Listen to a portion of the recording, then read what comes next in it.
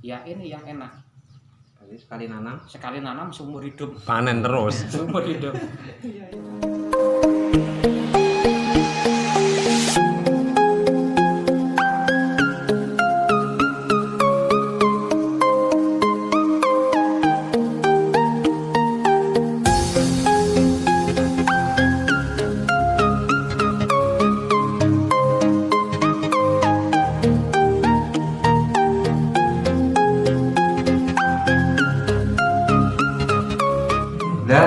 Marahnya Pak, dalan itu nanti dibongkar doyo. Dibongkar itu. Jadi Nah, untuk berarti turah tenaga ya. Iya. Konsepnya aku kon kerja.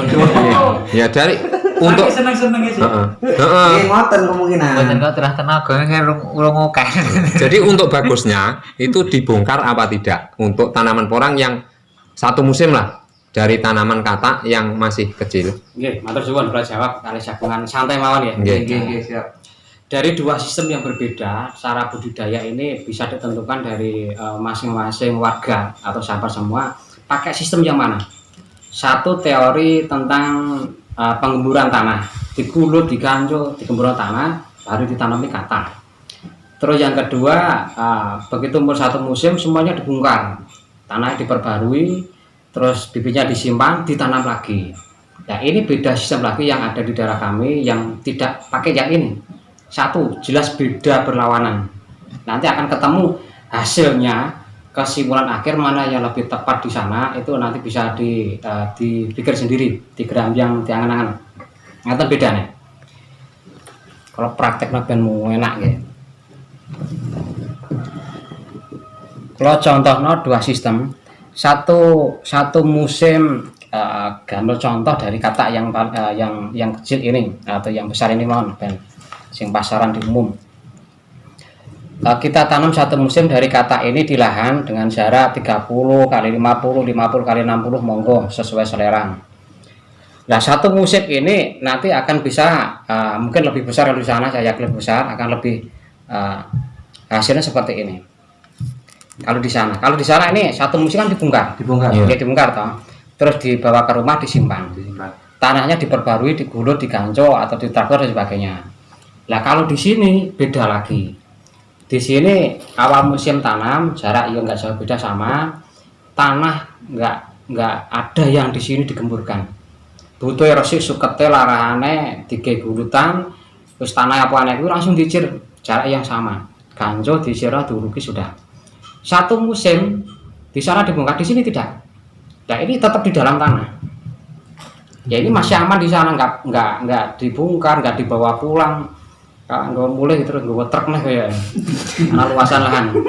Jadi selang dua musim, musim berikutnya itu umbi ini biarkan di tanah. Dia lebih aman, nggak kena kontaminasi apapun, nggak lecet, nggak apa, aman di dalam. Jadi sudah berpuluh-puluhan tahun seperti itu. Akhirnya ada sistem yang berbeda. Di sini sekali tanam, selamanya nggak pernah tanam. Tapi kalau di sana sekali tanam, begitu panen tanam lagi. Nah, ini nanti akan membedakan hitung-hitungan hasilnya. Nah, kita hitung, kita dipraktek bareng. Misalnya kita dalam contoh ukuran 20 meter atau 50 meter ya. Begitu dibongkar total besar kecil, waktu umbi sudah panen digawe umur 2 tahun, bongkar total. Yang sistem jenengan tadi di sana hasilnya akan lebih banyak. Karena semuanya dibongkar. Iya. Itu logikanya kan nggak ada yang tersisa, semua dibongkar. Ini hasil lebih banyak. Tapi kalau di sini 2 tahun dibongkar, hasilnya sedikit. Ini bedanya. Namun tahun berikutnya di sini panen, di sana baru tanam. Iya. Ini harus panen yang tahun ketiga, di sini baru tanam lagi, harus nunggu 2 tahun. Ya tahun keempat di sini panen lagi, di sana masih nunggu lagi. Di sini panen lagi, di sana baru panen. Hitungannya melangkah 2 tahun, di sini panen terus, di sana tidak. Karena sistemnya berbeda. Di sini tanpa digulut, tanpa didangir, tanpa di traktor dan sebagainya, secara alami dibiarkan liaran. Ya, caranya adalah begini. Kalau di sana 2 musim diambil total, kataknya semuanya diambil. Kalau di sini tidak. Satu musim katak ini ditanam, misalkan sak rendeng ini kita tandur ya. Sing umbine ngisor sak mene, sing dhuwur wis katake wis muncul ya. Nah, dari katak satu musim ini akan jatuh di bawahnya. petani di sini nggak diambil. Jadi biyen niku bibitnya sakmene ditandur, akhirnya bibit ini akan hilang atau dadi untuk daun ganti umbine sakmene. Nah, katake nang ngisor wis dukul cilik-cilik. Jadi jatuh katanya di bawah ini nggak diambil petani, dibiarkan satu musim. Musim berikutnya umbi akan semakin besar karena akan dipanen dan katanya kan lebih besar lagi, standar 2 tahun seperti ini sudah besar-besar.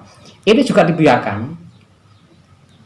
Yang kata pertama usia sing pertama tadi, ikan wis gede nah umbine ning jero. Ini calon panen yang ketiga. Begitu sing 2 tahun mau dipanen, umur 2 tahun dipanen, persiapan kata sing pisanan mau kan wis gede. Tahun berikutnya wis gedene ini dipanen. Kata yang pertama tadi terus akhirnya diambil sing gede, sing cilik ceblok terus beruntun bertahun-tahun seperti itu. Cuma per tahun hasilnya nggak maksimal karena kita ambil yang besar, yang kecil dibiarkan. Terus katanya yang diambil cuma ukuran tengah, nomor 1, nomor 2, nomor 3. Yang kecil-kecil seperti ini nggak diambil karena dibiarkan di lahan nanti akan tumbuh terus. Untuk cadangan bibit musim yang akan datang. Iya. Nah, mau pakai yang mana monggo terserah hitungan masing-masing. Ya, soalnya kan di daerah saya itu tidak ada pelajaran khusus untuk penanaman porang. Iya. Jadi tahunya itu dari sosial media. Dua sistem ini silakan dipilih mana yang efektif. Kalau di sini ya, karena luasan lahan di sini di kampung saya ada 600 hektar untuk tanaman porang, semuanya sudah jadi. Itu sistemnya liar, sekali tanam untuk selamanya. Bila tahun berikutnya jarak 5 tahun kok ada yang ngoblang-ngoblang ya, kita sulami lagi dari kata itu juga. Jadi kita nggak modal hanya sedikit, perawatan nggak begitu banyak, namun per tahun bisa panen. Seperti saat ini, begitu sudah jadi ini katanya dari petani. Karena ya sudah lahannya penuh. Terus yang kedua, di sini porang kan tidak beraturan, nggak lurus-lurus. Nah, itu yang saya mau tanyakan, ternyata sudah dijawab oleh Bapak. Ya, bentuknya seperti ini. Jadi nggak ada peraturan. Mau lewat saja nggak bisa. Oh iya. Berarti tidak lurus. Tidak ada yang lurus di sini. Jadi mau lewat jadi ya bingung harus nerobos di bawah. Jadi tidak beraturan untuk tumbuhnya musim yang akan datang kan, karena kata-kata tersebut kan tidak diambil. Jadi berserakan kemudian tumbuh, jadi tidak beraturan. Tidak beraturan. Terus sistem pemupukannya cuma ditabur gitu aja ya? Ya mungkin bedanya itu juga. Andai kan ada yang pakai pupuk kimia atau pupuk yang lain, jadi hanya ditabur, nggak bisa ditaruh di bawahnya, nggak bisa. Kau dodoan suwar ya seperti itu. Alhamdulillah saya nggak pernah pakai baik yang organik baik yang kimia. Ini saya nyoba sudah 2 tahun ini nggak pakai pupuk sama sekali. Nggak pakai pupuk sama sekali. Jadi ya, cuman katanya ya ini berarti gue dhewe kudu diomongin Mas. Itu ini aya anggur manuk melu-melu kene, ketake lebih efektif. Iya, lah saiki lek gue dhewe dibongkar ya kayak mana ya. Dan kok kan nandur nek. Lah kene kan cukup pisan tok kali bahkan. Itu kalau dihitung-hitung dari segi bisnis, namanya petani kan juga bisnis kan ya. Itu kalau dibongkar dan dipupuk itu kan jelas membengkaknya dana kan di situ. Nah, untuk pembongkaran kan tenaga.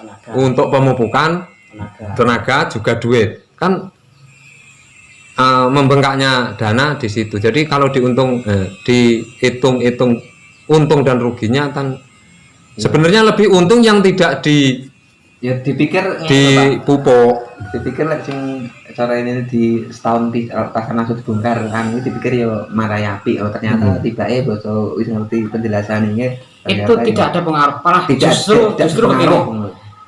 Dari pengapalan saya, begitu umbi ini diambil dari lahan seharusnya ini harus diam, duduk manis santai, tidur malah duwe itu awal dibongkar ya, diambil urun ke Jogja, urun yang rusak lecet, sampai di rumah naruhnya bingung atau panasan.